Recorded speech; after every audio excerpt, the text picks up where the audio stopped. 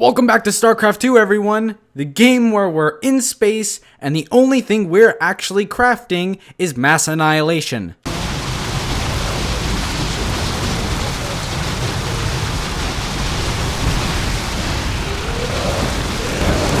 A game where we are looking at a commander that focuses on two things: high kill counts and self-harm. Wow, that was like a really far joke. Who the hell wrote this script anyways?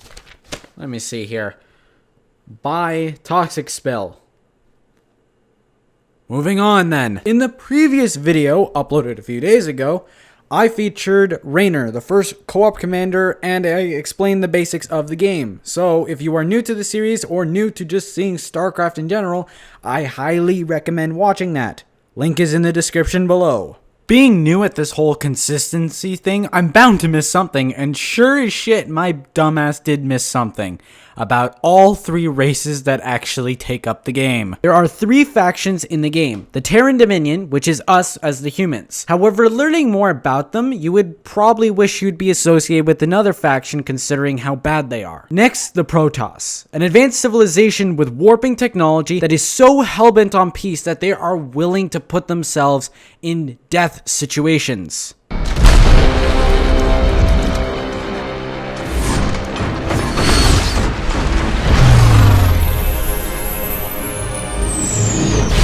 Finally, the one that we are covering in this video, the Zerg, a biological mess that's able to adapt to new cells and new species that is basically able to curve stomp your enemies.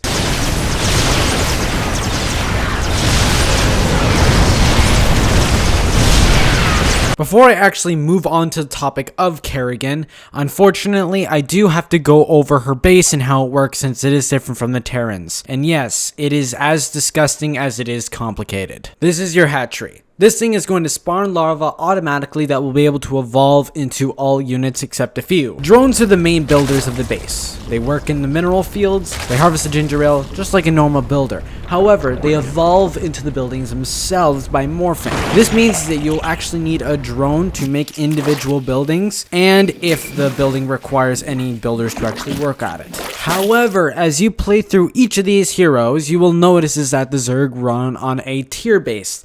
This means that you will need to evolve your hatchery into a higher tier to unlock much better upgrades and much better units. And trust me when I say it, you really need these units, because when you have a hero that relies on really strong units, but said units haven't unlocked, you're gonna need some real firepower. Take these little guys for example, Raptorlings. These squishy little buggers are terrible for the sole reason why tier 1 is such a bad tier for units. Don't get me wrong, they do great damage and have something as we as humans fear the most, when bugs sprout wings, except these are more half-assed and they only give the ability to leap the opponents rather than flying towards them. Each larva turns into 2 Raptorlings. When you have enough of these guys, you can overwhelm them with bone, teeth, and claw. And you might think these units are absolutely amazing after all of these things, on top of being super cheap. Wrong, they are not. They are actually really terrible, because 1, they can't hit air. 2, is that the larva production is Kerrigan's limiter. Her kit is literally based off the idea of minimal unit production but crazy strong units. So when you have a unit that relies on mass numbers, it doesn't exactly work out. So again, Raptorlings, kind of a hard sell. Kerrigan's tier 1 units don't even get any better, giving birth to massive amounts of larvae. She's also able to create these things called creep tumors, which do play a vital role. I'll go into that a little bit later. The whole point of her birthing larvae is mainly for the sake of building more drones to be able to actually harvest resources and actually pay for said expensive units. Kerrigan's tier 1 units are honestly laughable. Tier 1 is focused on actually building up her economy so that she can actually start producing the good units, which is in tier 2 and tier 3. Tier 1 units are honestly laughable and a joke. They're all created from the spawning pool, which is an essential Zerg building that is required to build and upgrade almost anything. Though keeping with the Canadian theme, it looks a lot like Lake Ontario. Green and does not look healthy to actually go into. Tier 2 gets better compared to Tier 1 by a landslide. And I mean these units you'll mainly see being used. You'll see the reason why they're used, and honestly the first time I used them when they were fully upgraded, it was uncomfortably powerful. But that's just StarCraft co-op in general. My favorite by far is the Hydralisk. A mixture of a snake, a dragon, and a porcupine. Definitely not in that order, but in decent proportions. They are the main damage dealers and rather spitting or throwing, I honestly don't know, spines at high velocity, possessing the unique ability to be able to do something that units with actual wings can't do. It's called hitting air targets. However, that's just like a really common thing that Kerrigan has, because every co-op commander needs some sort of weakness. Spoiler alert, air is her weakness. Mutalisks are her air units. Rather, they are mutilated or they mutilate others. I'm putting my money on the second one, but as you saw at the beginning of the video, mass destruction is a possibility. Shots from them ricochet like a game of Plinko, hitting 3 targets, and much like before, 1 Mutalisk, not very scary. However, on the contrary, 20 of them is absolutely terrifying. Kerrigan's kit seems to be built in a very aggressive manner, and 90% of the time, you would be right.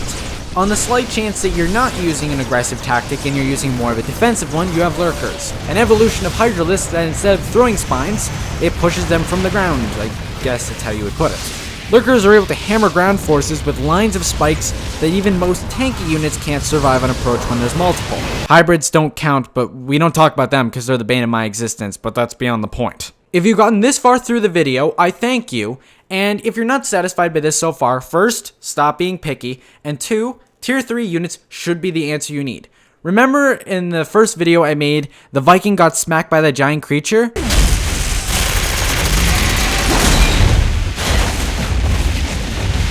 This is the creature before, and before you say that they're not the same, well, yes, but actually, no, they're not. This specific strain of Ultralisk has a name that honestly I'm not even going to try and pronounce, which the reason should be obvious, but it can be summarized in one word that I can read. Survivability. This strain allows Ultralisks to literally not die. They are able to self-revive themselves every 2 minutes, and every attack does leech life, so the more damage you do, the longer you'll fight. And when you just thought that things were looking bright with the Zerg, thinking, yes, we actually have a Zerg unit that can take damage. Spoiler alert, there's only 2, which is Kerrigan and the Ultralisk. So, yeah. Broodlords are gigantic gas bags that deal massive amounts of damage at long range. Their range is so far that they outrange every single unit in the game, even when they're upgraded. They throw baby-sized versions of themselves, dealing damage on impact, but also the babies claw at them with timed health. So when you have a base that needs some sort of forceful eviction, these guys are what you need. Just make sure that they stay safe because they cannot survive a hit, because almost any hit is fatal. Going back to the whole point of the video of self-harm, it really isn't as I've shown it as killing yourself or doing damage to yourself. It's more just not shooting yourself in the foot economically. Everything that I've said and I've crammed into this video has shown that each unit has a certain purpose and a certain use. So basically, don't spend a fortune on a unit that cannot counter a certain army.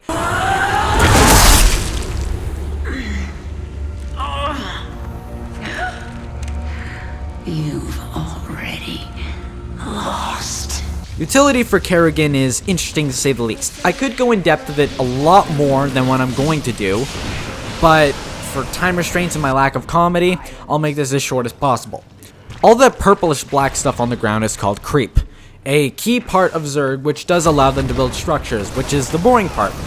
More interesting though, is that the ground that's covered basically turns into an ice rink, making them extremely fast. Plus, Kerrigan's enhanced creep tumors allow units to regenerate health at a decent pace actually when they're outside of combat. This is actually the only good tumor a human would wish to have. Yeah. Omega worms that come from the ground are my favorite type of transportation.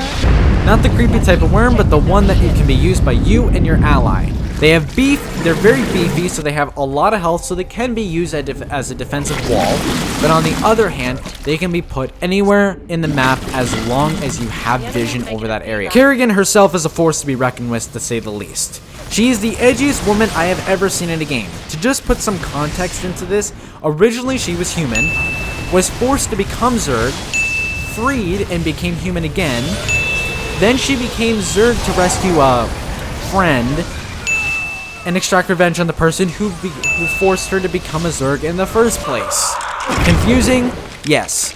Dangerous? Certainly. Besides the large amount of HP and actually being able to survive a hit, which is very, very different from our army, She has abilities that are used for every instance, from leaping on targets, preferably high value targets, dealing massive damage, to cutting down enemies in rows like a scythe.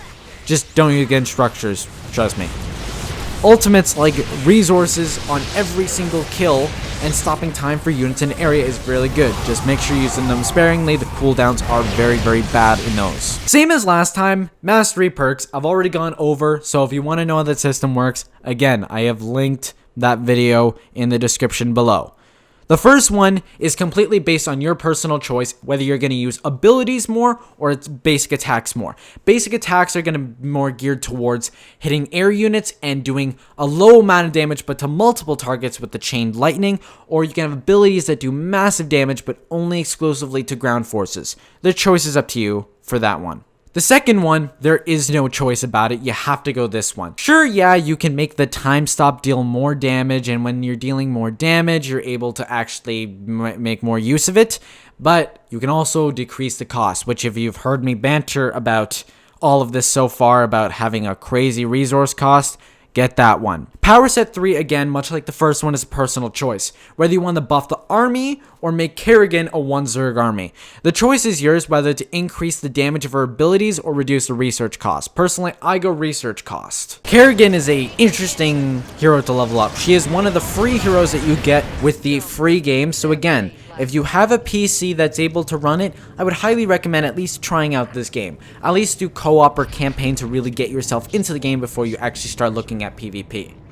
Next episode, we're going to be focusing on Artanis, the final free hero that comes with the free game. Again, get that game. It's really, really good.